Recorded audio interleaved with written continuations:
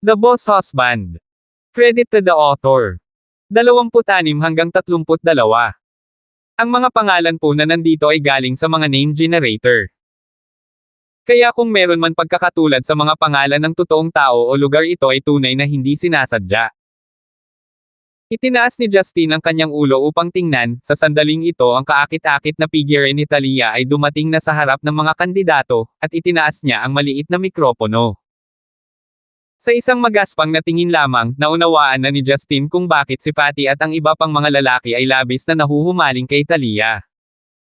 Isa nga itong magandang babae, may fit na katawan at cute na mukha.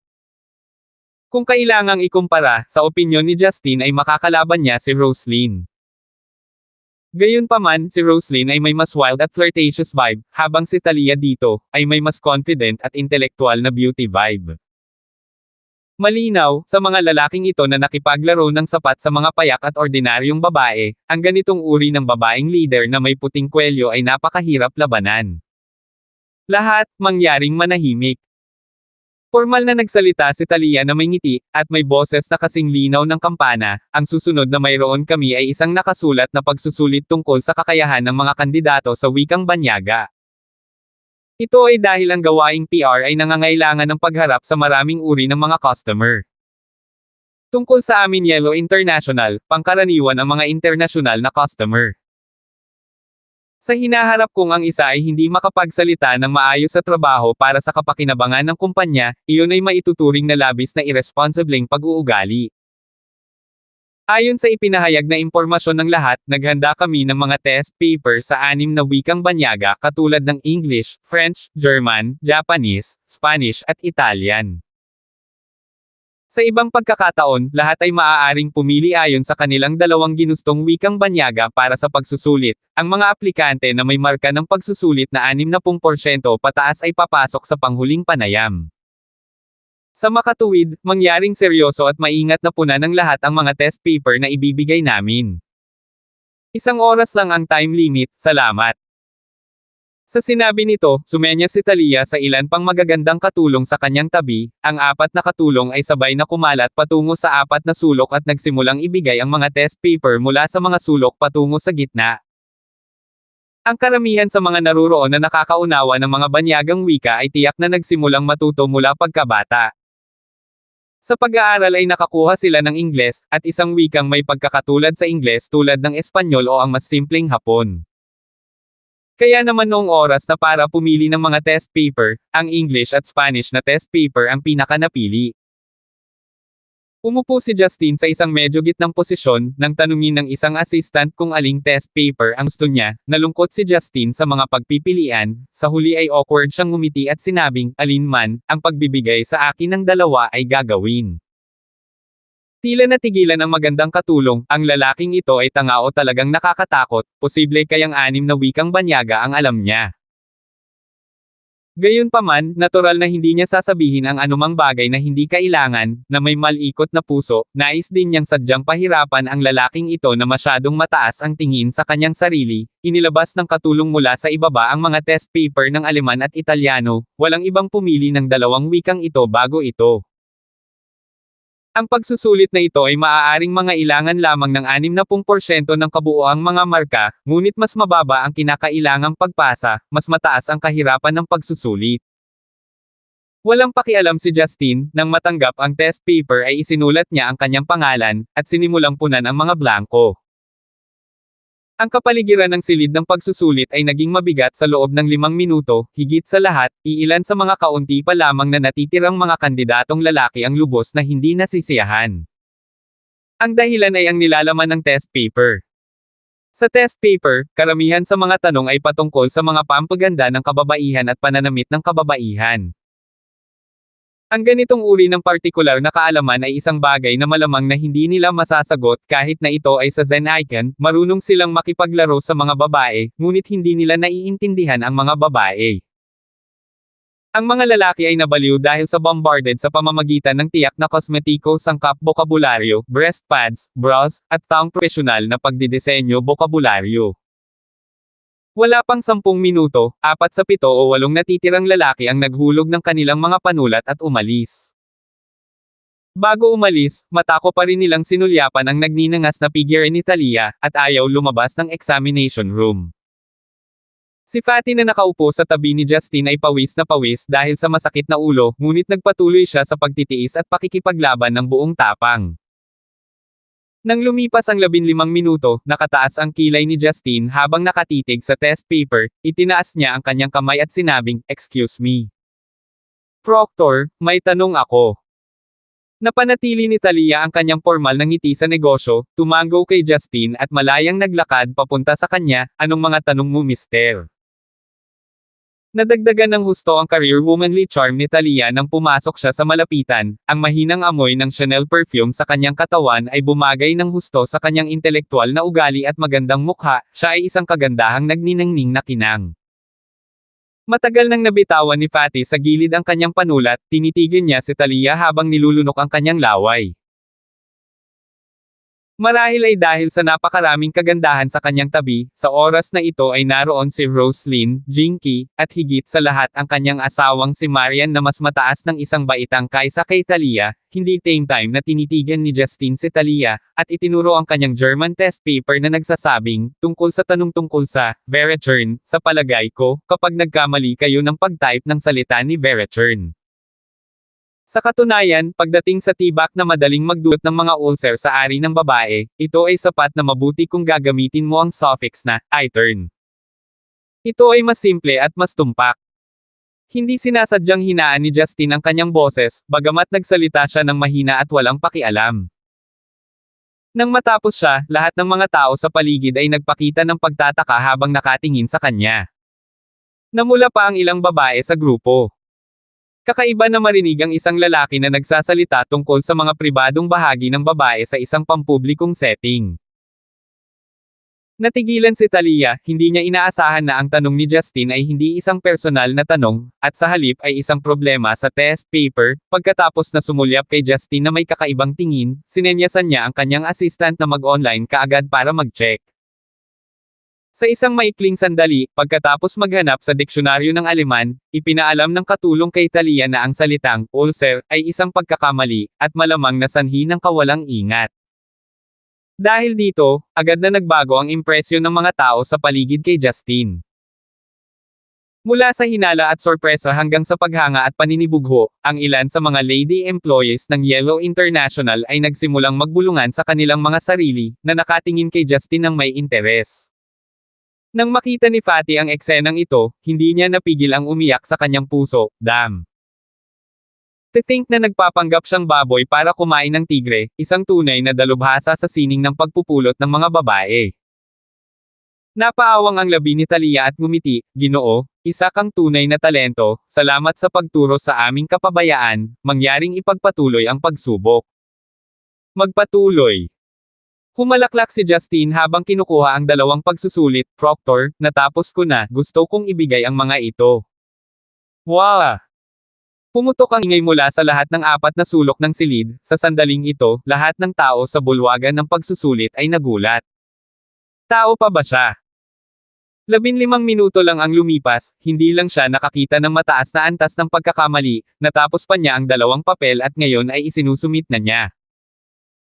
Sa wakas ay nagbago ang hindi nababagabag na ekspresyon ni Thalia, at nagpakita ng medyo cute na ekspresyon ng pagkagulat, "Mister, sigurado ka bang gusto mong ibigay ang iyong mga test paper? May natitira pang more than 40 minutes, ayaw mo bang suriin?" "Nasanay na akong hindi lumingon, hindi na kailangang balikan pa," sabi ni Justin habang umiiling-iling na tanggihan ang kanyang magandang intensyon na payo. "Sige, bibigyan namin ng marka ang test paper on the spot." Hindi nagpatuloy si Thalia sa anumang kalabisan ng mga salita habang kinukuha niya ang mga papeles sa pagsusulit at ipinasa ito sa assistant, pagkatapos ay nagpatuloy sa pagtingin sa iba pang mga aplikante. Gayunpaman, paminsan-minsan, sumulyap si Thalia kay Justin, hindi niya kayang pigilan ng buo ang kanyang pagkamausisa. Habang nakakaramdam ng pagkabagot, gusto ni Justin na manigarilyo ngunit biglang naalala na ipinagbabawal ito, kaya itinaas niya ang kanyang kamay at nagtanong, "Proctor, gusto kong pumunta sa banyo at manigarilyo habang nandoon ako." Puchi!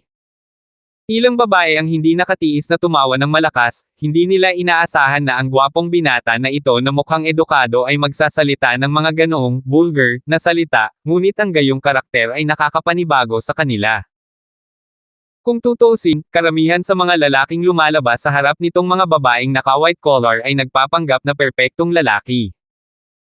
Kung ikukumpara sa walang disiplina na ugali ni Justin, ang pagtawag dito ng pagkakaiba sa pagitan ng langit at lupa ay hindi isang pagmamalabas. Si Talia, na hindi lubos na nauunawaan ang iniisip ng isang sira-sirang tao tulad ni Justin, ay nagkunot ng kanyang mga kilay habang tinatango ang kanyang ulo. Sige, gayunpaman, sa halip na pumunta sa banyo upang manigarilyo, mas gusto kong gawin mo ito sa labas ng gusali. Gayon din, bumalik sa oras. Nang hindi hinintay na matapos magsalita si Talia, tumakbo na si Justin palabas ng kwarto, at nakalimutan pa niyang isara ang pinto. 27. Sa labas ng gusali ng yelo, umuusok si Justin nang mapansin niya ang isang grupo ng mga nasindak na tao, kabilang ang kaawa-awang si Fatty, na sunod-sunod na lumabas ng gusali. Nang makita si Justin, ang mukha ni Fatty ay nagpakita ng galit. I must say, Kuya, paano lumaki ang utak mo? Paano mo masasagot ang mga mahihirap na paksa? Naiintindihan ko lang ang 80% ng pagsusulit sa Ingles at hindi man lang binanggit sa akin ang tungkol sa pagsusulit sa Pranses. Hehe, swerte lahat, swerte. Sumagot si Justin. Hindi niya masabi kay Fatty na dahil sa kakaibang martial arts na pina-practice niya, may natutunan siya sa isang beses lang niyang makita ito. Matagumpay na nagagamit ni Justin ang isang wika pagkatapos kabisaduhin ang isang diksyonaryo ng wika nito. Dejected, Fatty says, kalimutan mo na ito, ang taong may utak na kasing abnormal mo lang ang makakapasok sa Yellow International. Ang iba pa nating mga kapatid ay nabigo lahat, dapat mong itaguyod ang imahe naming mga lalaki, bilang huling tagapagdala ng sulo. Ano ba? Wala na bang ibang lalaki ang natitira sa round na ito? Tanong ni Justin.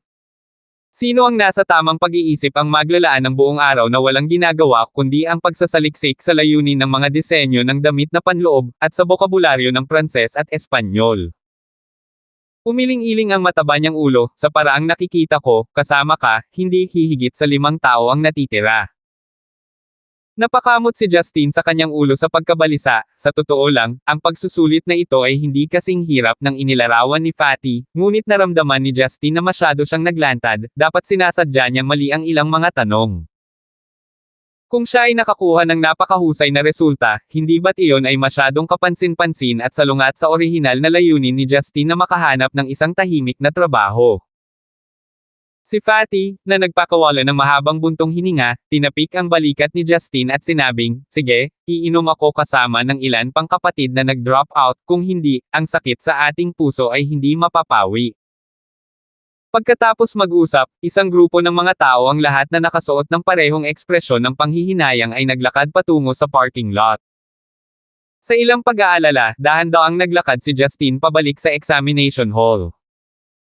Sa loob ng bulwagan, 3 magagandang babae na lang ang natitira, at kung bibilangin mo si Justin, 4 na tao lang ang nakapasa sa pagsusulit. Pagpasok sa loob, kakaibang tumingin si Talia at ang iba pang mga examiners kay Justin, na para bang isa siyang fake. Dahil nakita na ni Talia ang lahat, pagkatapos huminto ng ilang sandali, isang ngiti ang lumitaw sa kanyang mukha habang sinasabi niya, Congratulations, Mr. Gibson, ikaw na lang ang natitirang lalaking aplikante para tumuloy sa ating final interview. Ikaw rin ang aplikante na nakakuha ng pinakamataas na marka sa pagsusulit sa wikang banyaga, na nakakuha ng pinakamataas na marka. Habang binibigyang pansin kung gaano kagalang-galang si Talia nang kausapin siya nito, natitiyak ni Justin na masyado siyang nagpakitang gilas. Ang kanyang husay sa Aleman at Italyano ay naging sanhi ng lahat ng mga babaeng ito na lubos na namangha. Awkwardly chocklang, umupo siya pabalik at naghintay para sa final interview. Dahil 4 na lang ang aplikanteng natitira, hindi na kailangan ni Talia ng mikropono at nakangiting nagsalita, kayong 4 ay may sapat na kakayahan upang makapasa sa mahirap na pagsusulit sa wikang banyaga, tila lahat kayo ay may tunay na talento. Para sa huling round, susubukan namin ang iyong pag-unawa sa industriya ng fashion at ang iyong kakayahang pahalagahan ang mga magagandang produkto. Tulad ng alam ng lahat, taon-taon, nagbabago ang disenyo ng damit ng aming Yellow International. Kaya't itinuturing na medyo mahirap na gawain para sa mga bagong empleyado na tukuyin kung aling damit ang nabibilang sa aming brand. Sa ilang sandali, magkakaroon ng 10 modelong magsusuot ng mga bagong disenyo ng damit ngayong taon na ipapakita sa inyong 4. Sa loob ng 5 minuto o mas maikli, dapat pumili kayong 4 ng outfit na hindi disenyo ng aming kumpanya. Mayroon lamang isang pagkakataon, at kung gagawin mo ito ng tama, bibigyan ka ng 2 buwang kontrata sa pagsubok na walang mga tanong na itatanong. Kumunot ang kilay ni Justin, sa buong katapatan, ang kanyang pag-unawa sa fashion ay maaaring ituring na wala dahil wala siyang pakialam sa kanyang isinusuot. Dati-rati ang kanyang mga damit ay pawang custom-made at hindi siya kailanman nakipag-ugnayan sa mga damit na kabilang sa anumang tatak. Kasabay nito, sa silid ng pagsusulit, isang kurtina ang binubuksan na nagpapakita ng 10 matatangkad na modelo na masayang naglalakad pasulong. Nagliwanag ang mga spotlight sa kanila habang nakatayo sila sa harap ng 4 na kandidato. Sa sandaling iyon, ang mga mata ng lahat ng 3 babae ay nagpakita ng paghanga at naglabas ng isang hingal ng pagkagulat. Ang mga babae, likas na gustong-gusto ang lahat ng magagandang bagay, kapag tinitingnan ang 10 kasuotan sa harap nila, lahat sila ay may iba't ibang iniisip na pumapasok at lumalabas sa kanilang isipan habang sinimulan nilang suriing mabuti ang bawat damit. Pagkatapos lamang ng paulit-ulit na pagsusuri sa kanilang mga suso, pinaglapat ni Justin ang kanyang mga labi at nagsimulang tumuon sa mga kasuotan. Ang bawat isa sa mga damit na ito ay may iba't ibang uri ng mga pattern at estilo. May mga leopard print na damit, lacy one-piece na damit, tutos na gawa sa chiffon, at pink na mahabang damit na may mga strap. May mga eleganteng business suit para sa mga babae. Ang tanging bagay na ibinahagi nila ay walang sinuman sa kanila ang may anumang bakas ng isang tatak. Nang makita ni Justin ang 10 modelo, tumahimik muna siya sandali. Pagkatapos, sinimulang isulat ni Justin ang kanyang sagot sa ibinigay na papel ng walang pag-aalinlangan. Nang lumipas ang 5 minuto, ipinalakpak ni Talia ang kanyang mga kamay at isang katulong ang lumapit upang kunin ang kanilang mga answer sheet. Nang matapos ay inabot ng katulong ang mga papel sa kanya. Sa isang maikling sulyap sa kanila, nagpakita si Talia ng isang kislap ng pagkagulat at tumingin kay Justin na may curious na mga mata. Pursing her lips and smiling, napagdesisyonan na ang mga resulta, kinakatawan ko ang buong Yellow International para malugod na salubungin ang aming bagong kasamahan, si Mr. Justin. Nang matapos, nanguna siya sa pagpalakpak para sa kanya. Ang iba pang mga empleyado, pagkatapos marinig ang anunsyo, lahat ay tumingin sa kanya na may kakaibang mga mata at nagsimulang masayang pumalakpak upang salubungin siya. Gayunpaman, ang iba pang 3 aplikante ay natagpuan na mahirap lunukan ito. Nawala ang kanilang husay sa pag-evaluate sa isang lalaking nagsasalita ng napaka-vulgar. Ang isa sa 3 ay hindi nasisiyahan at nagtanong, "Proctor, maaari mo bang sabihin sa amin ang tamang sagot?" Matapos patahimikin ni Talia ang mga tao sa paligid, ngumiti sa babaeng aplikante, tumingin kay Justin at nagtanong, "Mr. Gibson, pakisabi sa amin kung paano mo nakuha ang tamang sagot." Bagamat walang pakialam si Justin sa pagtingin ng mga tao sa kanya, alam niyang hindi magandang hindi pagbigyan ang kanyang magiging superior sa harap ng napakaraming tao. Bumantong hininga si Justin at itinaas ang kanyang kamay, itinuro ang ika-10 modelo at sinabing, "Pinili ko siya." Ito ay maliwanag na ang iba pang 3 mga aplikante ay nablangko saglit, ngunit pagkatapos, nagsimula silang tumingin muli sa ika-10 na modelo.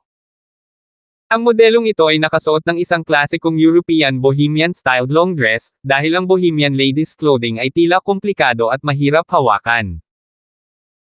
Ang iba't ibang mga tassel at palawit ay nangangailangan ng maingat na pagtutugma, bukod pa rito ang ganitong uri ng sinaunang libot na kalayaan ng gypsy, kasama ang misteryosong hangin ng damit ay hindi isang bagay na maaaring kontrolin ng mga modernong kababaihan, at sa gayon ang ganitong uri ng damit ay hindi nagustuhan. Ngunit dahil sa masyadong halata, ang 3 lady candidates ay sumulyap lamang sa numero 10 bago ito pinasyahan. Hindi sila naniniwala na pagkatapos bigyan sila ng napakahirap na pagsusulit sa wikang banyaga, lalabas ang ganoong malaking butas, pagkatapos ng lahat ng bohemian na damit na ito ay masyadong matengkad. Iniisip nila na isa itong bitag. Walang pakialam si Justin sa pagkabigla at panghihinayang ng tatlong babae, hindi siya masigasig na nagpaliwanag, kung tama ako, ang suot na Bohemian dress model number 10, ay gawa ng kamay ng isang makalumang Italyano na designer. Ang mga kristal sa pamigkis ng damit na ito at mga palawit sa fringe na palda ay pawang tunay at detalyadong pinakintab na mga kristal. Ang mga piraso ng brilyante sa dibdib ay tunay ding mga diamante ng South Africa. Sa palagay ko, bagamat isa ang Yellow International sa nangungunang 10 fashion brand sa bansa, hindi nila maaaring gamitin ang napakaraming high-class na natural na kristal at diamante para lang gawing tama ang damit na ito. Sa pagkakataong ito, hindi lang ang tatlong kandidato, maging ang lahat ng iba pang empleyado ng Yellow International ay nagpahayag ng kawalang paniwala. Noong una ay akala nila ay masasabi lamang ni Justin na ang damit na ito ay hindi mura, ngunit hindi niya inaasahan, kahit na malinaw na nakikilala ni Justin ang pinahulan ng damit na ito. Ang hindi alam ng lahat ng naruroon ay, labis na masaya si Justin sa loob. Ang taga-disenyo ng damit na ito ay ang matandang lalaki na gumawa ng custom-made na mga kamiseta para sa kanya. Sinuot ko ang mga damit sa loob ng maraming taon, paanong hindi ko makikilala ang estilong ito, ang antas ng pagmamalabas na ito, kanino? Walang sino man sa mundong ito ang maihahambing sa akin sa pag-unawa sa estilo ng lalaking ito. Sa pagtingin sa Engrandi at pinong Bohemian na damit, ipinakita ni Justin ang isang malungkot na ekspresyon. Mahina niyang sinabi sa kanyang puso, "Ron, matigas ang ulo mong matandang ayaw magsuot ng salamin sa kabila ng pagdurusa sa presbyopia, maayos ba ang iyong pamumuhay?" 28. Dahil sa pagganap ni Justin sa pagsusulit, ang atensyon ng lahat ng empleyado ng Yellow International Headquarters ay nasa kanya. Kahit na ang mga babaeng makakatrabaho niya ay tumingin sa isang matalinong lalaki bilang isang tanyag na paksa ng talakayan sa paglipas ng panahon ng tsaa. Bago pa man opisyal na magsimula sa trabaho, nakilala na siya ng karamihan ng mga tao. Matapos lagdaan ang kontrata, pinamunuan ni Justin si Talia papunta sa PR department na matatagpuan sa ika-18 palapag ng gusali ng Yellow. Ang buong palapag na ito ay pag-aari ng PR department. Pagpasok sa lugar ng trabaho, nakita ni Justin ang isang grupo ng mga tao na nakatayo at pumapalakpak para sa kanya. Dahil ang ganap na karamihan ng mga tao doon ay mga babae, kapag ang isang lalaki ay may sapat na kakayahan na sumali, ang mga babae ay nasa sabik. Pagkatapos na gawin ni Justin ang isang simpleng pagpapakilala sa sarili, pinapasok siya ni Talia sa opisina ng kanyang department head. Sa opisina, maliban sa ilang kaldero ng maingat na inilagay na scarlet kaffir lilies, ang natitirang bahagi ng silid ay napakasimple. Ang mesa ay maayos, habang sa dingding ay may ilang mga plaque, na nagpapahayag ng may-ari ng silid na ito bilang isang taong may mahusay na mga nagawa at kahusayan sa kanyang estilo ng trabaho. Patungo sa kanyang bagong superior, si Justin ay nakadama ng paghanga. Ang babaeng ito ay maaaring mukhang maganda at mapang-akit, ngunit siya ay mas may kumpiyansa at palabiro. Hindi maramdaman ng isang tao ang anumang maling gawain mula sa kanya, makikita ito sa katotohanan na nakarating siya sa ganoong posisyon sa murang edad at lahat ng iyon ay hindi posible sa pamamagitan lamang ng pagiging maganda. Maupo ka muna, gusto mo bang uminom? Magalang nang umiti si Talia at nagtanong. No thanks, hindi ako nauuhaw. Sumagot si Justin. Tinatawanan siya ni Talia habang umiiling, at nagpatuloy sa pagbuhos ng isang tasa ng tubig para sa kanya. The reason I ask you what you want to drink is not to help you relieve your uhaw, it is a hint to you that I want to have a long talk with you. Sa pagsasabing hindi ka nauuhaw, hindi mo ba tinatanggihan ang mahabang pakikipag-usap sa akin? Mula dito sa labas, ikaw ay isang miyembro ng aming departamento ng PR, huwag palampasin ang mga simpleng pahiwatig tulad nito. Nakaramdam si Justin ng kaunting salungatan, kakapasok lang niya sa kumpanya, nakatanggap na siya ng pagpapakita ng superiority. Walang magawa siyang nagsabi, Morris, ako ay isang boorish na tao, ayos lang sa akin ang pagiging isang errand boy, ngunit ang ganitong uri ng negosyo ay hindi ako sanay.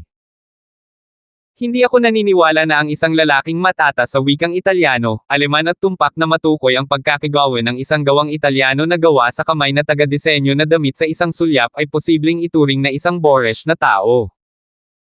Si Talia Morris na maliwanag at magandang mga mata ay nakatitig ng diretso kay Justin, nakasandal sa mesa, siya ay mukhang slim at maganda. Ito. Walang sagot si Justin sa matatalas na salita ni Talia, at naitaas lang ang kanyang mga kamay. Morris, maniwala ka man o hindi, nandito lang ako para maghanap ng trabaho. Sa katunayan hindi ako sigurado kung anong trabaho ang ginagawa sa departamento ng PR. Pero syempre, dahil pumirma na ako sa kontrata, ibibigay ko ang lahat, gusto ko lang munang ailatag ang totoo. Nang makitang tila hindi nagsisinungaling si Justin, binago ni Talia ang mga paksa, kakatingin ko pa lang sa resume mo, napakalimitado ng impormasyong ibinigay mo, mayroon lamang Harvard University Market Management Master's Degree. Gayunpaman sa lahat ng mga aplikante, ikaw lang ang nagtataglay ng master's degree mula sa isang American Ivy League na paaralan, kaya naman ikaw ang tanging exception na direktang nakapasok sa listahan ng panghuling pagsusulit. Sa ngayon ay tila hindi kami nagkamali, dahil sa mga tuntunin ng mga wikang banyaga at fashion ay tila nagtataglay ka ng mga pambihirang tagumpay. Salamat sa swerte, swerte. Nang marinig na binomba siya ng superior na babae sa harapan ng ganoong papuri, si Justin na hindi man lang nakasimangot kung hindi mabilang na mga baril ang pumutok sa kanya ay biglang nakonsensya. Hindi nasisiyahan si Talia sa hindi nilinaw na mga palusot ni Justin, bumalik siya sa kanyang upuan at pagkatapos mapanatili ang kanyang katahimikan ng ilang sandali, nagtanong siya, Justin, dahil sinasabi mong wala kang naiintindihan sa PR, bakit ka nag-apply? Gusto mo ng katotohanan? Bakit gusto kong makarinig ng kasinungalingan? Sa palagay ko mas gusto mong makarinig ng kasinungalingan, ang katotohanan ay maaaring napakahirap para sa iyo. Sabi ni Justin habang medyo nahihiya. Ang totoo, gusto kong marinig ang katotohanan. Galit na galit si Talia, mukhang walang respeto ang bagong empleyadong ito sa kanyang superior. Huminga ng malalim si Justin, sige, ang pangunahing dahilan kung bakit ako nag-apply, ay dahil gusto ng asawa ko na makahanap ako ng marangal na trabaho sa opisina. Gusto ng asawa mo na makahanap ka ng marangal na trabaho. Pakiramdam ni Talia ay hihimatayin na siya, napakunot ang kanyang mga kilay at nagtanong, ano ang dati mong trabaho? Nagtitinda ako ng tuhog ng karne ng tupa, sa mismong palengke sa kanlurang rehiyon, marahil ay nakita mo na ako doon, kalahating taon na akong nagtayo ng stall. Direktang sabi ni Justin na nakangiti. Pakiramdam ni Talia ay nababaliw na siya, nagbebenta ng tuhog ng karne ng tupa. Ang tanging kwalipikadong miyembro na pidentikali na pinili mula sa isang malaking tumpok ng mga elite ay isang mutton skewer seller. Hindi nakakatawa ang biro na ito, Justin, sana itigil mo na ang pangungutya sa akin dahil niloloko mo lang ang sarili mo. Sinubukan ni Talia ang kanyang makakaya na magsalita ng mahinahon. Nang marinig ito ni Justin, nagulat siya, kumusta ang pangungutya na ito? Kaya naman sumeryoso ang mukha niya at sinabing, Morris, maaring minamaliit mo ang trabaho ko, pero hindi mo pwedeng maliitin ang pagkatao ko. Maaaring isa lamang akong tindera ng tuhog ng karne ng tupa, ngunit wala akong dahilan para magbiro tungkol sa aking trabaho. Ipinagmamalaki ko ang pagbebenta ng mutton skewers. Ang magandang mukha ni Talia ay namutla habang nagngangalit ang kanyang mga ngipin at sinabing, sinasabi mo pa rin na hindi mo ako kinukutya. Ang isang lalaking nagtapos sa Harvard, napakahusay sa hindi bababa sa 2 wikang banyaga at tumpak na natukoy ang pinanggalingan ng produktong gawa sa kamay ng Italyano, ay isang mutton skewer seller. Kung gayon paano ang iba pang mga aplikante, at lahat ng iba pang mga tao sa lipunan, ano sila? Lahat ba sila ay nagbebenta ng gulay? Sa hindi inaasahang pagkakataon, pagkatapos ng pagsiklab ng galit na ito, si Justin ay seryosong nag-isip, ibinaba ang kanyang ulo saglit, at sumagot, Morris, hindi ako sigurado kung nakabenta na sila ng mga gulay, ngunit maaari mo silang tanungin. Ikaw. Naramdaman ni Talia ang pag-ikot ng langit at pag-ikot ng lupa. Paano lumaki ang utak ng brute na ito? Tao ba talaga siyang tagalupa? Nang makita ang mukha ng kanyang bagong superior na bumubulusok sa galit at malawak na dibdib na paulit-ulit na umaalon, alam ni Justin na siya ay nagkaproblema, dahil bago pa man siya formal na nagsimula sa trabaho ay pinagalitan niya ang kanyang superior. Ngunit talagang hindi alam ni Justin ang gagawin, gusto niyang magsinungaling ngunit ayaw niyang marinig ito, sinabi niya ang totoo at galit siya, ano ang gagawin niya? Kaya lang niyang itatag ang sarili at tumahimik.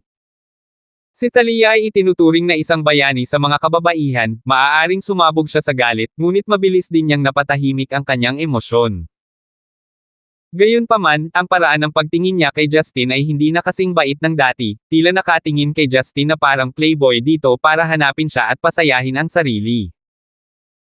Sa sandaling naisip niya ang mga bagay-bagay sa ganitong paraan, si Talia ay gumawa ng malamig na ngiti at sinabing, sige, hindi na ako magsasalita pa sa iyo, ang iyong mesa ay nasa labas sa likod ng ikatlong hanay, nalinas na ito.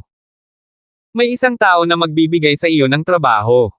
Baka umalis ka na. Oh, salamat Morris, aalis na ako. Sinabi ni Justin na parang may natanggal na pasanin sa kanyang dibdib. Pagtayo pa lang niya, may bigla siyang naalala nang iikot niya ang katawan, kinuha ang tasa ng tubig, at nilagok iyon sa isang lagok. Sa paggawa nito, ginamit niya ang kanyang manggas upang panasan ang kanyang bibig, at umalis sa kanyang opisina. Nang makita ito, muling nagsalubong ang mga kilay ni Talia. Pakiramdam niya ay ayaw niyang muling sulyapan si Justin, ngunit pinirmahan na niya ang kontrata. Kung gusto niyang tanggalin siya ng maaga, ang kumpanya ay kailangang magbayad ng napakabigat na parusa. Ang mga pagkilos na tulad nito ay dapat makamit ang pag-aproba ng CEO, o hindi ito magagawa. Kung tutuusin, kahit trial period lang ito, miyembro na siya ng headquarters, at hindi nasa jurisdiction ng management ng isang departamento.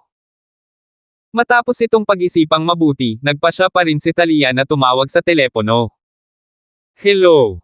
Malumanay na sabi ng ginang sa kabilang linya.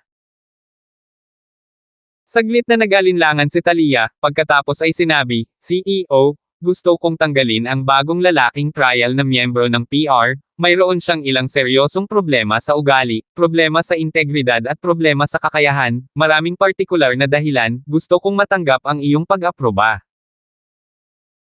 The lady addressed as CEO remained silent for a while, then replied, you have always been cautious with your work, since you have signed the contract, bakit ka nagsisisi agad? Ipadala sa akin ang lahat ng kanyang data, gagawa ako ng aking desisyon pagkatapos tingnan. Oo, CEO. Matapos ibaba ni Talia ang telepono, walang magawa siyang bumantong hininga, pagkatapos ay binuksan ang data storage, at sa pamamagitan ng intranet ng kumpanya, direktang ipinadala niya ang impormasyon ni Justin sa opisina ng CEO. 29. Binati ni Justin ang kanyang masigasig na mga bagong kasamahan habang dahan-daang naglalakad patungo sa kanyang upuan, sa sandaling siya ay naupo, muli siyang napaliligiran ng ilang mga kababaihan na may namumukod tanging hitsura, bawat isa sa kanila ay may nagniningning na mga mata na nakatingin sa kanya. Hoy gwapo, hayaan mo akong magpakilala, ang pangalan ko ay Hannah Lane. Ito ay isang babae na may malalaking kurbadang kurba sa beige suit at pulang phoenix na mga mata na may mga sulok na nahilig pataas, na pambihirang kaakit-akit, sa sandaling ito ay mainit niyang iniunat ang kanyang puting kamay, at nagpakilala. Big Sis Hannah, kararating lang ng bago nating kasamahan at iniunat mo na ang iyong kamay, hindi ka ba natatakot na takutin siya? Ang isa pang babae na nakasuot ng baby blue na damit ay gumawa ng gauge, na tumatawa, medyo bilog ang kanyang mukha, at medyo mataba ang katawan, tumawa siya at sinabing, Justin ang pangalan mo. Mula dito sa aming departamento ng PR, kailangan mong maging maingat sa malaking kapatid na si Hannah dito, kapag kumakain siya ng mga lalaki, hindi siya umaalis sa mga buto. Si Hannah ay hindi namumula, gumawa ng na tunog, at iniunat ang kanyang kamay upang kurutin ang matambok na pang-ibaba ng matambok na babae, sabihin mo Kathy, sino ang hindi nakakaalam na ang iyong mga hinihingi ay ang pinakamataas? Hindi ka makatulog kahit walang lalaki sa gabi. Hindi naman ganoon? Big Sis Hannah look, hindi pa nag-aasawa ang big sis natin na si Mingayo. Kahit anong mangyari hindi natin siya maaga sa kanya. Kasunod ng mga tingin ni Kathy, tumingin si Justin sa isang tahimik na babae, ito ay isang matangkad na babae na nakasuot ng pink na damit, na may hanggang balikat na buhok na tinina ng ilang streak ng purple at magagandang tampok sa mukha na nagpapakita ng kakaibang estilo ng office lady. Matamis na ngumiti si Melinda Brown at sinabing, ano ang tinatitigan ninyo, tinatanggap ko lang ang bago naming kasamahan, at hindi ako kasing sama ng tingin ninyo sa akin. Sa sinabi nito, iniunt ni Melinda ang kanyang braso at sinabing, Little brother Justin, you wouldn't mind a handshake right? Ay, syempre. Si Justin ay natural na hindi tatutol na magkaroon ng malapit na pakikipag-ugnayan sa isang kagandahang tulad niyan, mas mabuti pang kurutin niya ang kanyang puwitan tulad ng ginawa ni Hannah kay Kathy. Sa sandaling mahawakan niya ang payat na kamay ni Melinda, naramdaman ni Justin ang mapaglarong pinky ni Melinda na marahang dumampi sa kanyang palad. Habang itinaas niya ang kanyang ulo, si Melinda gaya ng inaasahan ay binigyan siya ng matamis na kindat. Ang simple at kaina-hinalang pagkilos na ito ay nagparamdam kay Justin na siya ay nasa Cloud9. Hindi katakatakang napakaraming lalaki ang nahirapang makapasok sa Yellow International, ang average na kalidad ng mga kababaihan dito ay napakataas, at higit sa lahat sila ay sobrang friendly. Kasunod ng pagtanggap ng 3 babae, maraming babae mula sa opisina ang tumanggap din kay Justin, syempre nang hindi nawawala at nagdagdag ng ilang maruruming biro. Pagkalipas lamang ng 10 minuto ay nakita ni Justin ang isa pang lalaki sa opisina. Ito ay isang medyo pandak na lalaki na may maputi na balat na nakasuot ng puting kamiseta. Siya ay mukhang isang estudyante sa kolehiyo na hindi pa natatapos sa pagdadalaga, at may maselang mukha na may mahiyaing ekspresyon. Nang mapansin ni Justin na hindi lumalapit ang kanyang kaisa-isang lalaking kasamahan upang batiin siya at sa halip ay palaging mahiyain ang hitsura, natutuwa si Justin, paanong posible na ang isang lalaki ay hindi gaanong pala kaibigan kaysa sa grupo ng mga kababaihan. Kaya, nagkusa si Justin na iabot ang kanyang kamay at sinabing, ako si Justin, parang ikaw lang ang ibang tao sa opisinang ito, magkaayos tayo sa hinaharap. Agad na kinamayan ng magandang batang lalaki si Justin at medyo namula ang mukha, ibinaba niya ang kanyang ulo at sinabing, Ako si Boyet Chen, maligayang pagdating sa aming departamento. Boyet Chen. Paninigas sa umaga. Anong pangalan ang pipiliin, ngunit ang aspeto niyang iyon ay tila hindi makatayo. Hindi napigilan ni Justin na matawa at sabihin, itong pangalan mo, medyo makabuluhan, napakalalaki. Nang marinig iyon ni Boyet, nahihiyang ibinaba niya ang kanyang ulo at marahang sinabi, salamat. Tama, mahiyain siya. Ang isang lalaking nagngangalang, Morning Erect Ion, ay maislan at mahiyain bilang isang babae. Lumapit ang mga nakapaligid na babae, at tumawa ang matambok na babaeng pangalan na Kathy Gage. At sinabing, Justin maaring hindi mo alam ito, little boy at narito ang scholar mula sa North University, bago ka dumating, siya lang ang lalaki sa aming departamento. Mas maganda na ngayon, kasama si Kuya Yang dito, medyo bumalik ang balanse ng yin at yang sa opisina namin. Sinimulan na ng isang nakababatang babaeng PR member ang pagtawag kay Justin na, Big Bro.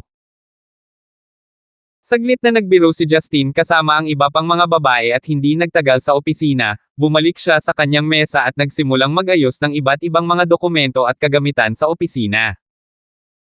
Ang pinakamalapit na mesa kay Justin ay pagmamay-ari ng unang nakipagkamay sa kanya, si Hannah.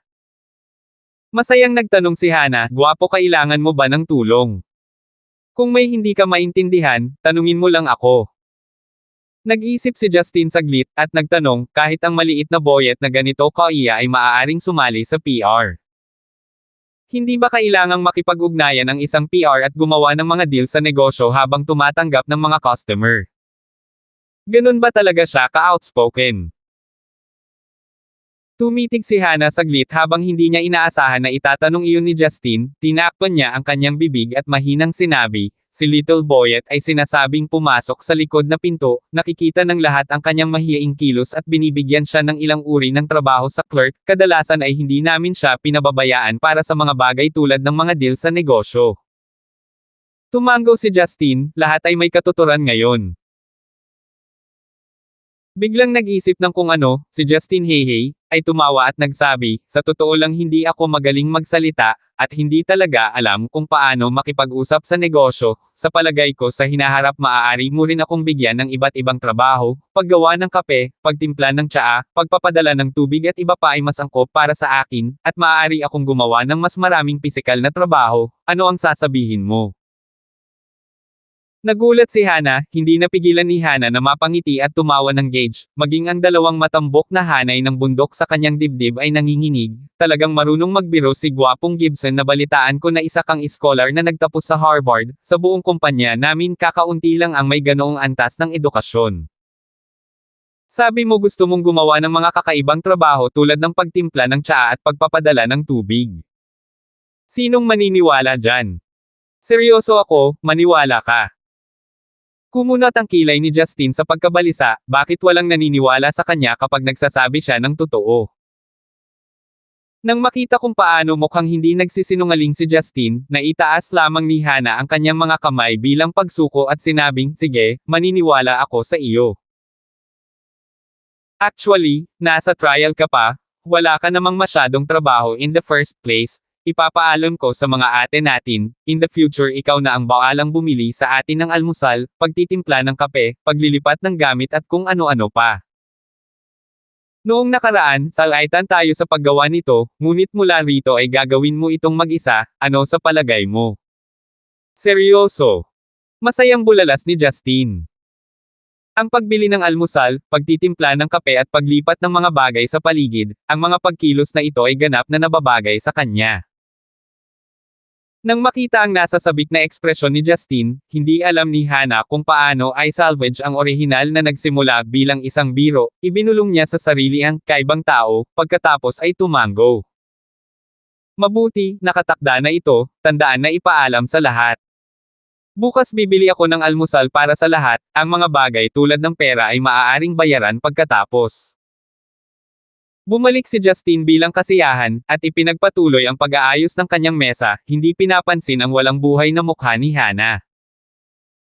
Pagkalipas ng 5 minuto, nang muling lumingon si Hana upang tingnan kung ano ang ginagawa ni Justin, lubos siyang nabigla. Napansin niyang itinapon na ni Justin ang lahat ng mga dokumento sa desk sa cabinet sa ilalim ng mesa, ang tanging natitira sa desk ay ang computer. Habang nasa display ng computer, ipinakita ang isang imaheng pamilyar hanggang sa puntong hindi ito mas pamilyar, Pokemon. Ang lalaking ito. May balak ba talaga siyang maging gopher? Sa unang araw ng trabaho, nagsimula na siyang maglaro ng mga video game. Naramdaman ni Hana ang sakit ng ulo na papasok.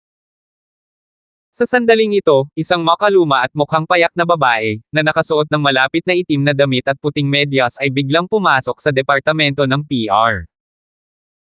Siya ay mahinahon na nagtanong, nandito ba ang bagong recruit ngayon na si Justin? Nang makita ang babaeng ito, medyo nagulat ang ilang empleyado at tumingin ng kakaiba kay Justin. Nang hihinayang na hindi niya natapos ang kanyang laro, itinaas ni Justin ang kanyang ulo, narito ako, ano ang layunin ng pagbisita ng nakatatandang kapatid na babae? Kuya!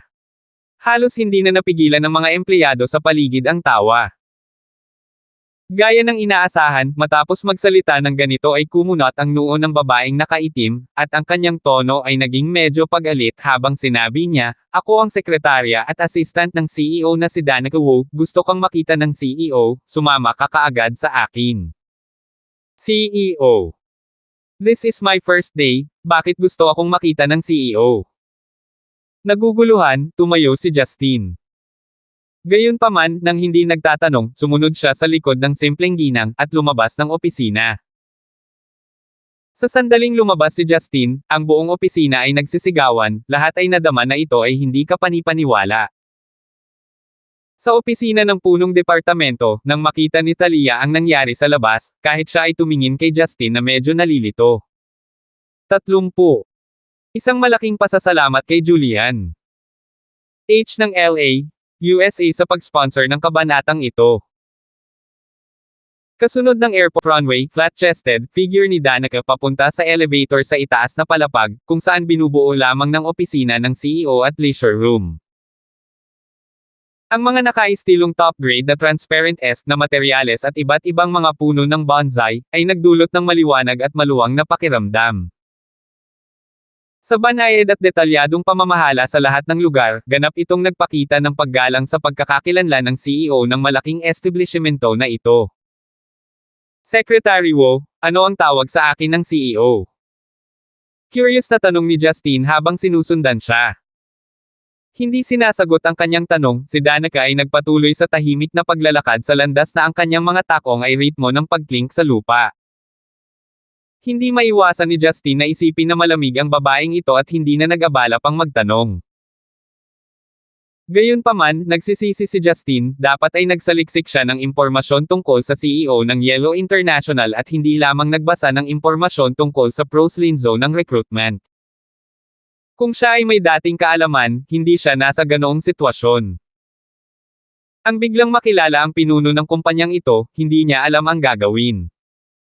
Nakarating na kami.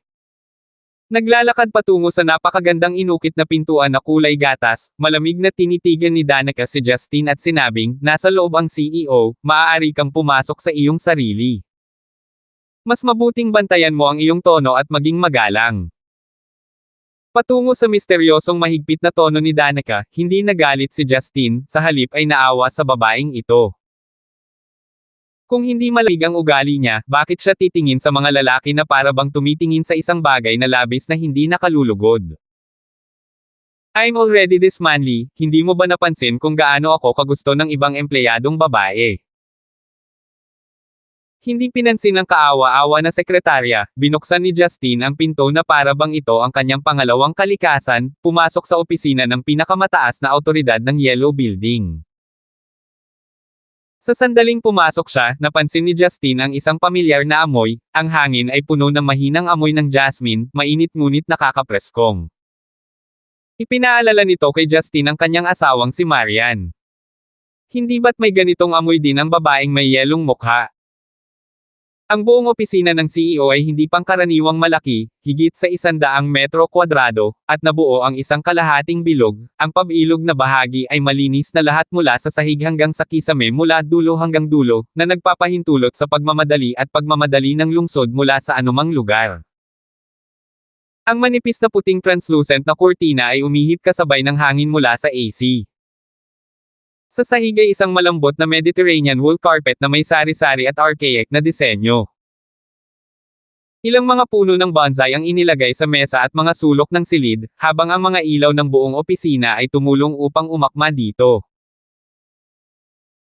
Ang kristal na chandelier sa kisame ay isang bihirang collector's item din. Ang Katanji, tanging pagkakagawa nito ay nagre-refract sa lahat ng liwanag na sinag sa opisina na may nakasisilaw na kinang, at nagdala ng mga thread ng kareligan at mistisismo sa buong silid.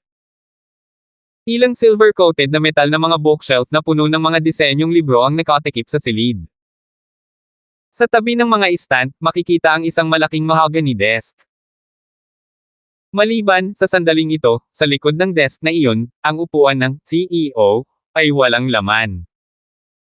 Nagtaka si Justine kung bakit siya tatawagin ng CEO gayong wala siya rito. Sa sandaling naisip niya iyon, sa kanang bahagi ng opisina, bumukas ang isang pinto patungo sa isang restroom.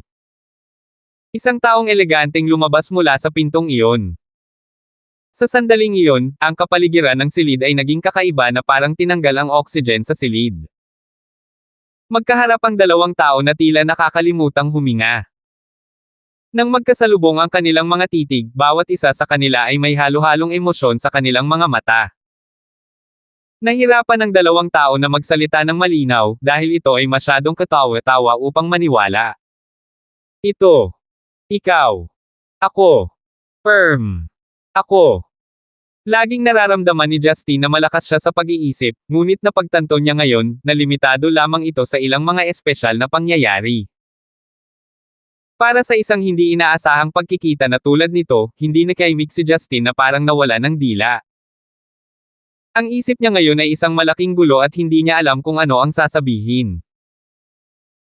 Ang kristal na sapatos na may mataas na takong na may suot na babae sa kanyang harapan ay may isang pares ng itim na leggings na nakabalot sa kanyang mga payat na binti na naglalabas ng isang uri ng mababangki na alindog. Nagsuot siya ng isang kulay beige na malapit angkop na suit ng mga kababaihan sa negosyo, na ginawang ang kanyang figure ay tila sumusunod sa mga proporsyon ng gintong ratio ng napakatalino. Sa ilalim ng kanyang slim waist ay isang maganda at bilugan na puwita na magdudulot ng excitement sa dugo ng lahat ng lalaki. Ang kanyang ulo ng mahabang itim na buhok ay maayos na nakatali, na nagpapahintulot sa kanyang matikas na parang sisni na puting leeg na mas nakasisilaw.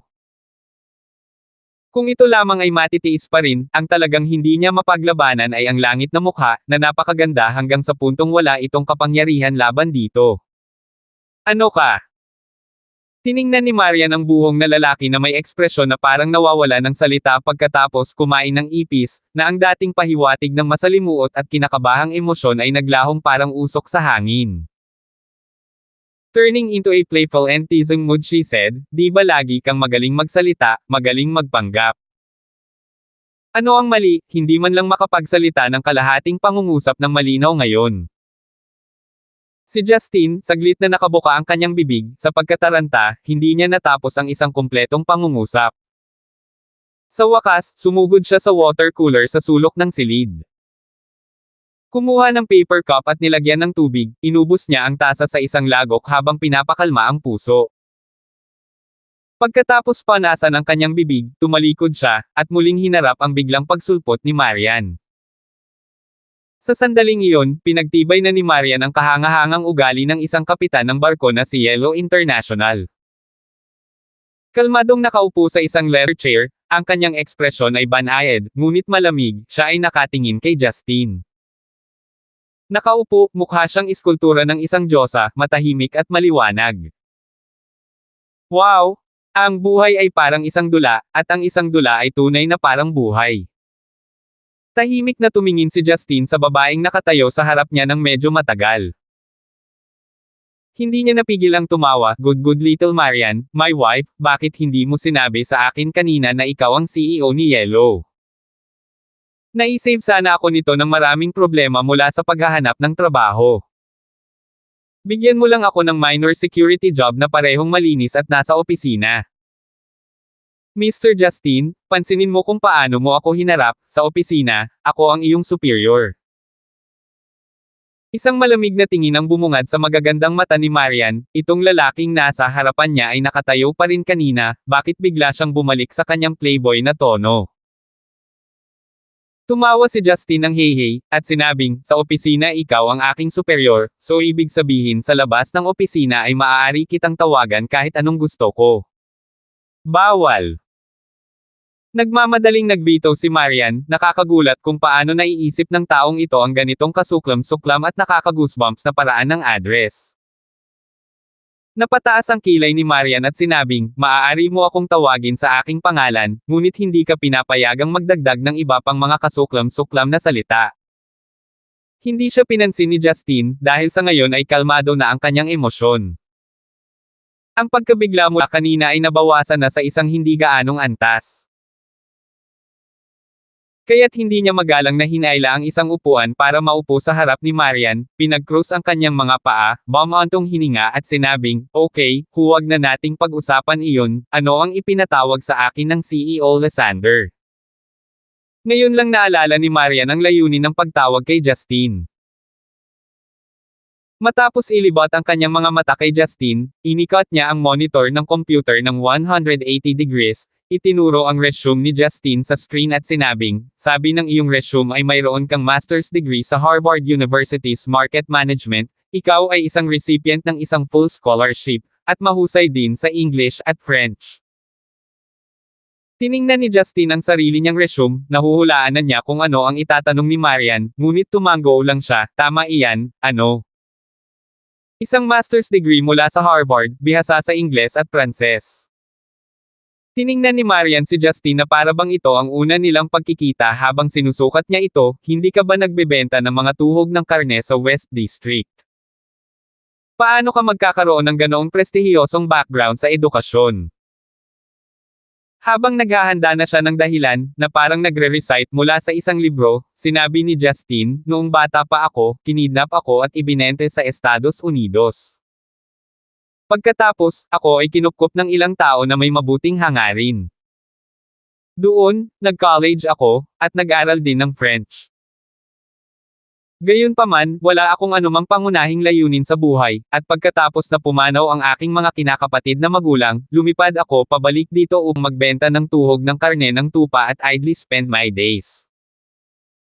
Maaari mong tanungin ang mga Nagel Alaco sa West District, alam nilang lahat na ako ay nakabalik lamang kalahating taon na ang nakakaraan. Dahil nagawa ni Maria na pamunuan ang isang malaking kumpanya tulad ng Yellow International, natural, hindi siya magiging tanga. Paano niya mapagkakatiwalaan ang mga salita ni Justin ng ganoon kadali?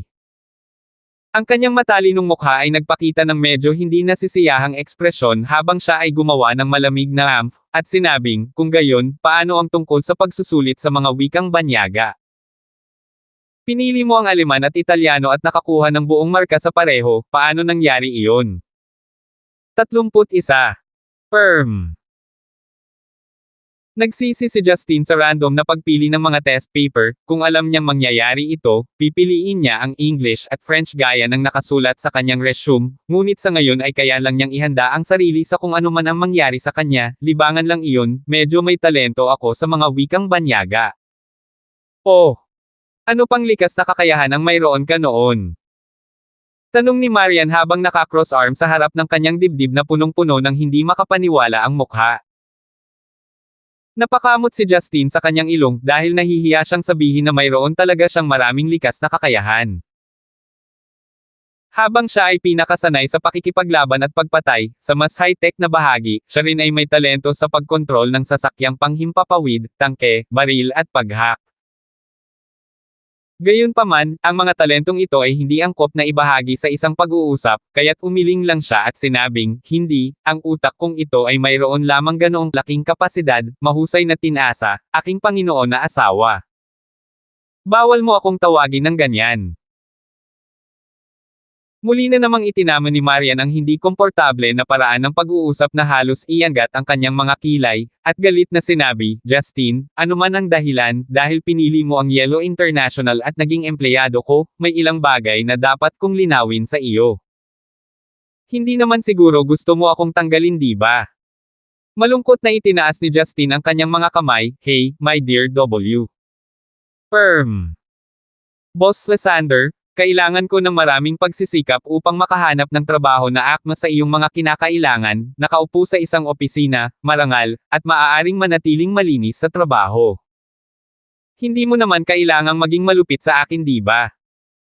Kahit na ipinanganak akong medyo mas gwapo kaysa sa iba, at maaaring magdulot ng kapahamakan sa ating mga kasamahan, ngunit ang isang tapat na lalaki na tulad ko ay hindi kailanman mambababae.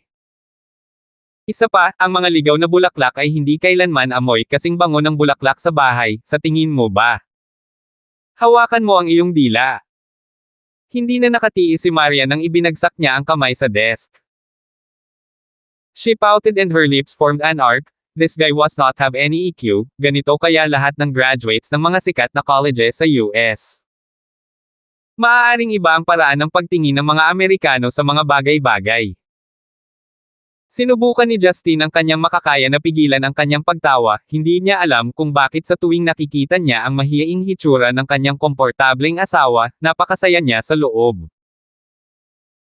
Tulad ng malikhaing konsepto na isinulat ng isang makata, ito ay higit sa lahat ang kahinahunan ng pagyuko ng ulo, iyon ay tulad ng bulaklak ng lotes na ang malamig na simoy ng hangin ay hindi makakalaban sa kahihiyan. TL? Ito ay isang tula na isinulat ni Shu Jimo, isang sikat na makata at pinsan ni Jin Yong. Siyempre, maaaring magmukhang lotus flower si Marian, ngunit hindi siya ganoon kamo. Ang kanyang mature, mataas na pagpapahalaga sa sarili ng babaeng tagalungsod, kasama ang inosenteng pagiging bata na iyon, ang pinakakaakit-akit sa kanya. Maya-maya lang ay kumalma si Marian. Sa isang titig na puno ng killing intent, ay sinabi niya, Justin, habang tayo ay nasa kumpanya, dapat tayong sumang-ayon sa isang 3-point law. 3 panuntunang dapat sundin ni Justin. Sige, basta hindi mo ako tatanggalin, ayos lang ako sa kahit ano. Sabi ni Justin, dahil ayaw niyang makipagtalo sa babaeng ito. Una, bawal mo akong tawagin sa mga kasuklam-suklam na pangalan na iyon, kailangan mo akong tawagin bilang Boss Lysander o CEO tulad ng ibang mga empleyado. Pangalawa, hindi ka basta-basta mag-walk sa opisina ko, and in public, we must maintain a distance. Pangatlo, hindi mo masasabi kahit kanino sa kumpanyang ito na kasal na tayo. Pang-apat. Teka. Hindi ba ito isang 3-point law? Paano magkakaroon ng pang-apat na punto? Itinaas ni Justin ang kanyang kamay bilang pagtutol. Bam! Ibinagsak ni Marian ang kanyang dalawang kamay sa desk, habang nanlalaki ang mga mata. If I say how many laws, that's how many laws. Kung sasabihin ko kung ilang puntos iyon ay kung gaano karaming putos. Bawal kang humadlang sa akin. Oo. Pilit na ngumiti si Justin. Nagpatuloy si Marian, pang-apat, habang nagtatrabaho ka rito, maingat kitang susubaybayan. Hindi ka pinapayagang sirain ang status quo ng opisina. Hanggat ginagawa mo ang iyong trabaho, hindi kita tatanggalin. Magpaanod ka man ng walang patutunguhan, hindi kita papaalisin basta't huwag kang manggugulo sa opisina. Ikalima. Matapos makinig sa usapan ni Marian ng hindi kukulangan sa 10 minuto, pinigil ni Justin ang paghikab. Si Marian ay halos tapos na sa pagsasalita. Boss Lysander, tapos ka na ba? Kung meron, aalis muna ako. Sabi ni Justin, habang siya ay nagmamadali kay Marian dahil natatakot siya na baka magalit siya sa higit pang mga alituntunin at takda, nakalimutan na niya kung gaano karaming puntos ang kanyang ginawa. Nag-isip sandali si Marian at tumango, hihinto tayo dito ngayon. Dapat sundin mo lahat ng sinabi ko sa'yo. Sa labas, wala akong pakialam kung ano ang gagawin mo, problema mo iyon at mayroon tayong non-aggression pact, pero kapag nasa opisina ka, dapat makinig ka sa akin at sumunod sa rules. Oo. Nagmadaling tumayo si Justin, mag-inat, at lumabas ng silid. Sa sandaling iyon, sa opisina, isang nakaistilong kulay asul na telepono ang tumunog. Iniunat ni Marian ang kanyang kamay, kinuha ni Marian ang telepono, pinindot ang isang button, at sinagot ang tawag. Sa kabilang banda, maririnig ang boses ng malamig na sekretarya na si Danica. Inimbitahan ka ni Boss Lysander, General Manager na si Simon Cole na dumalo sa kanyang hapunan sa Blue Bay Hotel para pag-usapan ang partnership ngayong taon para sa Autumn Fashion Show. Nang marinig ang pangalang Simon, halatang sumimangot si Marian, Danica, hindi ba natin ito maaaring kanselahin?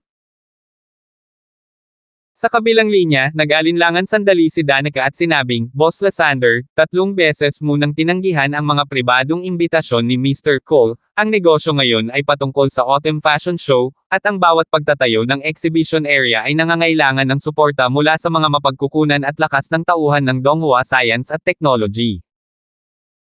Ang mga dahilan ng kabilang partido ay makatwiran, kung kami ay magkanselo muli. Ito ay kaunti. Fine, I understand. Marian pursed her lips. Tulungan mo akong ayusin ito, mamayang gabi dadalo ako, mag-book ng 2 upuan. Boss Lysander, kailangan mo ba akong samahan? Hindi. Itinaas ni Marian ang kanyang ulo upang titigan si Justin na palihim na sumusubok na lumabas ng silid. Ako ang magdadrive doon, maaari kang bumalik sa bahay kapag nakaalis ka na sa trabaho. Okay Boss Lysander. Naramdaman ni Danica na medyo kakaiba ang mga bagay, ngunit ang kanyang walang kondisyong pagsunod ay nangangahulugan na hindi na siya magtatanong pa. Tinapos ang tawag, tumigil si Justin na sumusubok na lumabas, lumingon at tumawa, Boss Lysander, hindi mo siguro ako gustong dumalo. Kung tama ang pagkakaalala ko, ang Blue Bay Hotel ay isang 5-star na hotel, ang aking masungit na anyo ay mukhang angkop para sa isang 5-star na hotel. Gayon din, hindi ako maaaring gumawa ng mga ulo o buntot pagdating sa negosyo at hindi makakatulong. Malamig na ngumiti si Marian at nagsabi, sa tingin mo gusto kitang isama. Marunong ka lang mawala ng mukha at makipag-usap sa sarili mo. Gayunpaman, ang pagpapakasal sa iyo, ay para magamit ka sa mga ganitong pagkakataon. Mamaya sa gabi, dapat mong gamitin ang lahat ng paraan para ilayo si Simon sa akin, pinakamabuti kung magagawa mo siyang tuluyang sumuko. Maaari ba akong gumawa ng pisikal na pag-atake? Medyo naiinip si Justin, paano kung tadteren ko na lang siya at tapos na? Bawal. Hindi mo siya papayagang makalapit sa akin, pero dapat magpatuloy ang usapan natin sa negosyo. Sabi ni Marian, idiniin ang bawat salita. Huminga ng malalim, tumingin si Justin ng kakaiba kay Marian, bumulong at sinabing, Boss Lysander, nagtatrabaho ka ba ng asawa o isang aktor na nanalo ng Oscar? Nakapirma na kami ng kontrata. Kapag nasa piling ng iba, dapat mong gampanan ng maayos ang iyong tungkulin. Kung lalaki ka, dapat mong tuparin ang iyong salita. Tinitigan ni Marian ang sarili ni Justin na namumutla at hindi niya maiwasang makaramdam ng maliit na tagumpay. Ang oras ay lumipad na parang araw habang bumalik si Justin sa departamento ng PR. Ang mga babae, na nagtataka kung bakit tinawag si Justin sa opisina ng CEO, lahat ay gumawa ng mga espekulasyon ng labis hanggang sa oras na para umalis sa trabaho. Sa buong hapon, si Talia ay humihinga at nagbubuga sa galit dahil hindi niya maintindihan kung bakit si Marian, na kanyang iginagalang sa loob ng mahabang panahon, ay tinanggihan ang panukalang tanggalin si Justin at inimbitahan pa siya sa kanyang opisina. Posible kayang si Justin ay may espesyal na background. Ang lahat ng mga tanong na ito ay nanatili sa isip ni Talia at magiging sanhi ng kanyang insomnia. Higit pa rito, tinanggihan ni Justin ang imbitasyon ng mga kababaihan sa opisina para sa isang welcome cocktail party at mag-isa, tahimik siyang pumunta sa espesyal na parking lot ng CEO. Nakaupo sa Bentley Arnage ni Marian, pumunta sila sa Blue Bay Hotel gaya ng plano. Gabi sa Stonegate City, isang lalaki at isang babae, walang nakakaalam kung ano ang iniisip ng isa. Habang ang unang pagpapakita ng pagmamahal at pagmamahal ng mag-asawa ay dulot ng sorpresang tawag sa telepono ni Simon. 32. Ang kabanatang ito ay inisponsor ng FEE. Mula sa FL, USA. Salamat sa suporta. Ang Blue Bay Hotel, isang 5-star hotel na natapos 2 taon lamang ang nakalipas, ito ay matatagpuan sa silangan ng Stonegate City sa tabi ng isang holiday resort, na matatagpuan sa isang pampang ng ilog. Ang buong gusali ay may nakakapreskong at bahagyang eleganteng color palette, ang siksik at sentimental na Scottish na disenyo ay nagpapasaya sa marami sa mga negosyanteng nasa itaas na klase na pumunta rito upang makipag-ayos ng mga deal. Pagkababa niya sa sasakyan, naglakad si Marian sa gilid ni Justin, ikinawit ang kanyang braso sa sake ni Justin, at lumikha ng hitsura ng isang masayang umaasa na maliit na ibon. Matamlay niyang sinabi, "Tara na." Napangiti si Justin, "Sino ang kumikilos tulad mo? Kung gusto mong isipin ng iba na intimate ang relasyon natin, kailangan mong ngumiti man lang." Sa malayelo na ekspresyong ito, iisipin ng mga tao na isa kang hamak na babae. Ikaw ang masungit na babae. Si Marian ay nakasimangot na sumimangot, sa huli ay hindi pa rin makapaglabas ng isang ngiti. Ang totoo, ang mahawakan man lang ang braso ni Justin ay itinuturing na isang malaking hamon sa kanya. Umiling si Marian at sinabing, "Ayos lang ito, hanggat hindi kami naghahayag ng anumang kapintasan, hindi ito problema." Naisip ni Justin sa loob, walang maniniwala niyan, pero hindi niya sinabi. Dahil gustong umarte ng inosenteng CEO na asawang ito, sasamahan ko siya sa dulang ito. Sa landas upang makapasok sa hotel, ang magkabilang panig ay may mga sinaunang haligi ng Griego at mga estatwa ng Diyosa. Matapos makapasok sa hotel, ang mga gilid ay sa halip ay napuno ng iba't ibang mga kanluranin na mga painting ng langis ng maraming iba't ibang mga tanawin. Ang kahangahangang mga dekorasyon, na lumikha ng isang sunod sa moda ngunit klasikal na pagsasanib, ay napuno ng hangin ng karangalan sa buong Blue Bay Hotel, maging ang mga bisitang dumarating at pumunta ay malinis ang pananamit, na may mga mapagmataas na ekspresyon sa kanilang mga mukha. Hindi ako mahilig sa oil painting. Bumulong si Justin, palagi kong nararamdaman na, sa halip na gumamit ng oil paintings bakit hindi na lang gumamit ng litrato, mas malinaw din ito.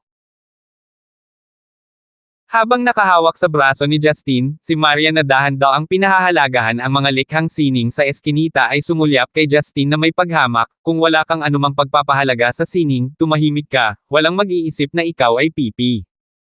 Hindi ba? Kung hindi, bakit ako magbebenta ng tuhog ng tupa? Isang kampante na ekspresyon ang ginawa ni Justin. Inilibot ni Marian ang kanyang mga mata sa kanya, at bamulong, tandaan, kapag pumasok tayo mamaya, kapag hindi kita sinenyasan na magsalita, hindi ka magsasalita. Susunod ako, Boss Lysander. Hindi napigilan ni Justin na ngumiti, at tumango. Sa pangunguna ng dalawang e-ticket ladies na maayos ang pananamit, naglakad sila patungo sa isang pribadong booth na nakaharap sa lawa, habang nakataas ang kanyang ulo, napansin ni Justin na ang pangalan ng pribadong booth ay ang malakas na estilo ng relihiyon na, Judas. Kaalaman, e-ticket ladies, send those ladies that brings bouquets to medal winners in the Olympics. Parang waitress ang trabaho nila pero hindi sa restaurant, air stewardess pero hindi sa eroplano. But I have no idea kung ano ang tawag sa kanila sa English kaya etiquette ladies ito. Bumukas ang parang gatas na puting pintuang kahoy na pinalamutian ng mga oras na iyon, pumasok ang isang lalaking nakasuot ng itim na Hugo Boss suit. Kulot ang buhok ng lalaking ito, masungit na balbas at simpleng ngiti ang suot niya. Sa pagsenyas ng mangyaring pumasok gamit ang kanyang mga kamay ay sinabi niya, "Welcome Miss Lysander, naghihintay ang young master ng aming pamilya." Maliwanag na hindi kasama ng lalaki si Justin na nakahawak sa kamay ni Marian mula sa kanyang welcome gesture, at hindi man lang siya nilingon. Walang pakialam na tumango si Marian, dinala ni Marian si Justin sa pribadong silid na maluwang, ang bango ng lavender na nakakalat sa buong lugar ay sapat lamang upang mapataas ang loob ng isang tao. Marian, sa wakas makikilala na rin kita. Isang magnetic voice ang lumabas mula sa sofa. Ang tagapagsalita ay nakasuot ng asul na sando, may ulo na puno ng maayos na maikling buhok, at isang maputlang gwapong mukha. Taglay niya ang pambihirang ugali ng pagpipitagan mula sa loob palabas, ang ganitong uri ng ugali ay hindi kayang alagaan ng karaniwang pamilya. Walang ekspresyon, tumango si Marian sa kanyang ulo, "Boss Cole, guguluhin kita." Sa pagharap sa malamig na pagwawalang bahala ni Marian, si Simon ay hindi man lang nabigla. Sinasangkapan pa rin ang hitsura ng isang mature na lalaki, nakasuot siya ng mukha na puno ng ngiti. Ilang beses na kitang inimbitahan, at bihira ka lang maging malaya. Ang iyong ama ay nakipag-usap sa akin tungkol sa iyo sa loob ng mahabang panahon, na sinasabi kung paano ka naging talagang abala sa trabaho. Kung tutuusin, wala akong pakialam, ang katotohanan na handa kang sumama at sumama sa akin sa hapunan ng mag-isa ay nagpapasaya sa akin. Mahirap isipin na ang isang general manager ng isang malaking kumpanya, na siya ring pinakamatandang tagapagmana ng isa sa 5 pinakadakilang pamilya ng Stonegate City, ay malugod na tatanggapin ang isang babaeng may labis na pagmamahal. Ang sumama sa akin sa hapunan ay nagpapasaya sa akin. Ang mga salitang ito, ano ang magiging epekto nito? Hindi alam kung ano ang magiging reaksyon ng ibang mga babae, ngunit si Marian ay hindi nabigla, at sa sobrang kahirapan, sinabi niya lamang ang ilang mga salita, "Masyado kang mabait." Si Simon ay hindi rin nakaramdam ng anumang bagay na mali nang personal niyang hinayla ang isang upuan at inanyayahan siya, "Halika, mangyaring maupo si Marian." Mula sa simula hanggang sa katapusan, parang hindi nakita ni Simon at ng kanyang katulong si Marian na may hawak na kamay ng isang lalaki, na parang wala talaga ang lalaking iyon, katulad ng manipis na hangin. Naramdaman ni Marian na minamaliit niya ang katalinuhan ni Simon. Ang kanyang paraan ng paghawak nito ay ang pagbaliwala lang kay Justin. Tila na imbestigahan na niya ng husto ang background ni Justin. Sino ang maniniwala na ang CEO ng isang malaking korporasyon ay magpapakasal sa isang hindi kilalang nagtitinda ng tuhog ng karne ng tupa? Mukhang matagal nang alam ni Simon ang peking plano ng pagpapakasal ni Marian. Walang pagpipilian si Marian kundi bitawan ang kamay ni Justin, at umupo sa itinalagang upuan. Walang problema si Justin doon habang naghanap siya ng upuan na mauupuan sa tabi ni Marian. Sa sandaling iyon, isang simpleng tao na nakangiting lalaki ang lumitaw sa harap ni Justin at sa isang paggalaw, itinulak niya ang upuan pabalik. Nakangiti pa ring sabi, "Hindi kita kilala, sino ka ba mister?" Inimbitahan lamang ng aking young master si Miss Lysander sa pagtitipon na ito. Hindi naghihintay na tumugon si Justin o si Marian, si Simon, isang mukha na puno ng ngiti ay lumabas, mabuhok na bola, bawal kang maging ganito kabastos. Sigurado akong ang taong ito ay maaaring kapatid ni Marian, o kung hindi, paano sila magkakasama sa ganoong intimate na paraan? Kuya! Bahagyang nagulat si Justin sa pares ng husay ng master at servant na ito sa pag-arte, at ngumiti, wow! Pambihira, alam ninyong lahat na ang maliit na si Marian ng aking pamilya ay madalas na tinatawag akong Big Bro sa kama. Katahimikan. Parang lahat nakalimutang huminga. Huwag mo nang banggitin ang tungkol sa master-servant pair, sina Simon at Harry Ball na gustong kutsain si Justin, maging si Marian ay nabulunan matapos marinig ang mga biglaang salita ni Justin, nanlaki ang kanyang mga mata, at parang gusto niyang sakalin si Justin hanggang mamatay. Ang bastos na ito. How dare he say such words? Bagamat ang mga salitang ito ay sinadya upang gumanti sa mga panunukso ni na Simon at Harry Ball, ngunit ito ay masyadong. Matapos marinig ang mga kakaibang salita, hindi maiwasan ni Maria na alalahanin ang relasyon nila ni Justin ilang araw na ang nakalipas. Ang kanyang mga pisngi ay namumula, kaibig-ibig at ketekam-takam. Para naman kay Simon, nang makita si Marian na biglang nagpakita ng pagkapahiya na parang batang babae, una, nabigla siya sa biglaang pagbabago nito, ngunit sa pag-iisip muli, para mahiya si Marian sa mga salita ng lalaking iyon, nanlamig ang kanyang puso at hindi niya maiwasang magtaka.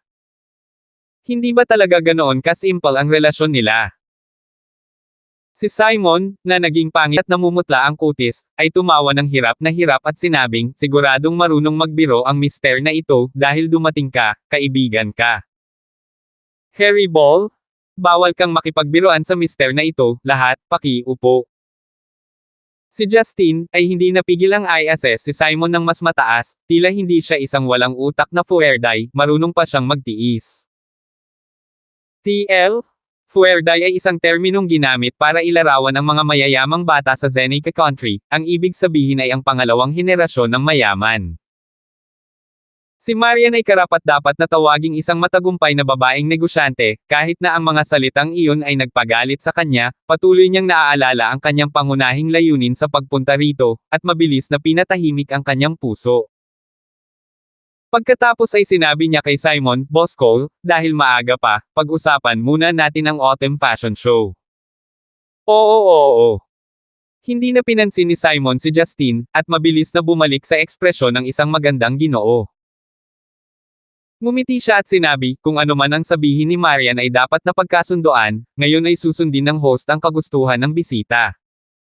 Salamat po at sinamahan ninyo ako, ingat lagi mga master.